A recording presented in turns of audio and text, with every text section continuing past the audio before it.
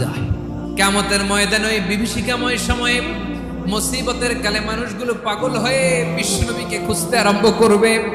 সবাই মিলে বিশ্বনবীর কাছে যেয়ে বলবে, ইয়া রাহমাতাল লিল আলামিন, দেখেন আমাদের কি অবস্থা, সূর্যের আলোতে ঘেমে হয়রান, আজকে কেউ সুপারিশ করতে পারবে না।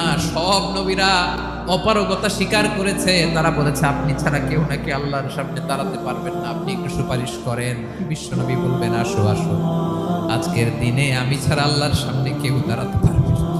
বিশ্বনবী মাকামে মাহমুদে যে আল্লাহু আকবার বলে সিজদায় লুটিয়ে পড়বেন, বিশ্বনবী এমন ভাবে অজর দ্বারায় সিজদায় লুটিয়ে পড়ে কাঁদবেন, রব্বুল আলামিনের রহমতের দরিয়ায় জোশ লেগে যাবে।